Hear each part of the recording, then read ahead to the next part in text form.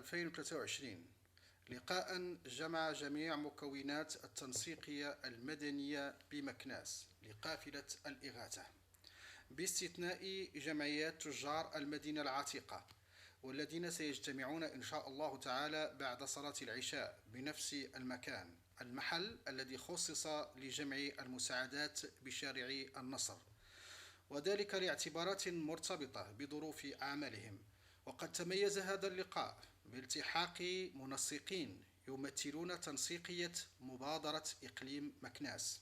حضر هذا اللقاء 30 عضوا، وافتتح بكلمة للمنسق القانوني للتنسيقية السيد رئيس الجمعية الإسماعيلية لحفظ التراث والذاكرة، والذي طالب بمزيد من التنسيق وأكد على أهميته وضرورته، وذكر الجميع بالهدف الرئيسي الذي تشتغل عليه التنسيقية، وهو توفير خيام بمعايير دقيقة مع جميع ما يحتاجه الإنسان للعيش من مواد غذائية وأفرشة وأواني المطبخ وإنارة وتدفئة.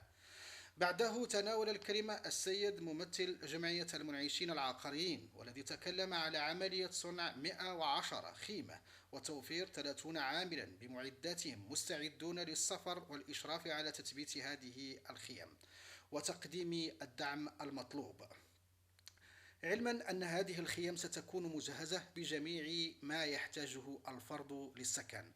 وطالب بتحديد موعد للانطلاق القافلة في أقرب وقت ممكن.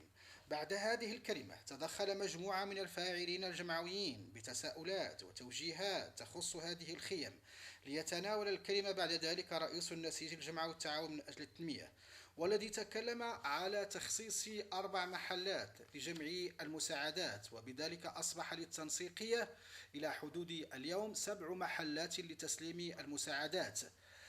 فتحدث عن ضرورة إشعار السلطات المحلية بفتح هذه المحلات، وأخبر بتأسيس مجموعة في الواتساب للتواصل بين مكونات هذه التنسيقية. كما تحدث عن توفير 4 من الشباب المتطوع لخدمة التنسيقية يوميا في مجال الإدارة وجمع المعطيات وجرد مواد المساعدة وتصنيفها. كما أخبر بتكلف جمعية من النسيج بتغذية 30 ممرضة بمستشفى محمد الخامس لمدة 3 أيام متطوعة للعمل في مركز تحقن الدم.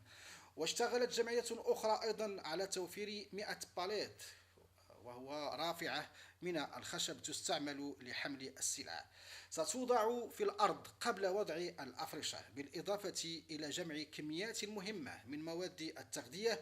وتشتغل جمعية أخرى أيضا على توفير عدد مهم من الساكوساج. وقد باشرت جمعية أخرى إلى شراء 50 أغطية من النوع الجيد. تناول الكلمة بعد ذلك منسقي مبادرة إقليم مكناس، والذين أكدوا على ضرورة التنسيق بين مكونات المجتمع المدني المكنسي لخدمة الضحايا، حتى تكون مكناس في مستوى المدن الكبرى الداعمة لضحايا الزلزال. فعبروا عن استعدادهم لدمج المنسقيتين وخدمة الأهداف التي يشتغلون عليها جميعا. ومن أهم ما تم توفيره إلى حدود اليوم عدد كبير من الباليت يفوق 300، وكمية كبيرة من المواد الغذائية، وتوفير النقل لجمع المساعدات داخل المدينة والنواحي، وشاحنتين كبيرتين رموك لحمل المساعدات إلى عين المكان، بالإضافة إلى مجموعة من السيارات. ثم تحدث السيد أمين التنسيقية منبها على أهمية توفير خيمة نموذجية في مدخل هذا المحل المركزي لجمع المساعدات، محل شارع النصر، بجميع مكوناتها، ليعلم الزوار والفاعلين طبيعة وقيمة الهدف الذي نشتغل عليه.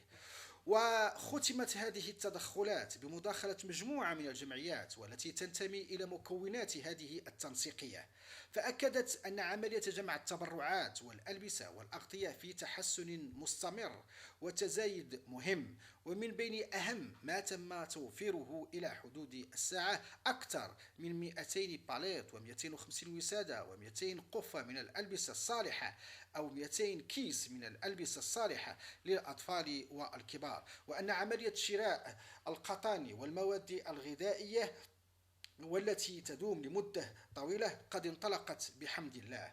وأخيرا يمكن إجمال توصيات هذا اللقاء في الآتي: أولا توفير خيمة نموذجية بجميع مكوناتها في المدخل المركزي لجمع المساعدات محل شارع النصر. ثانيا تطوع مجموعة من الشباب للعمل في مجال الإدارة والاتصال بجميع محلات جمع المساعدات وفرز المعطيات وتحديد الخصائص. ثالثا التنسيق المستمر مع مجموعة من شباب التنسيقية المتواجدون في المناطق المنكوبة، وكذا التنسيق مع السلطات المحلية من أجل تحديد المكان المستفيد أو المخصص لدعم المنسقية وتحديد موعد السفر في أقرب وقت ممكن.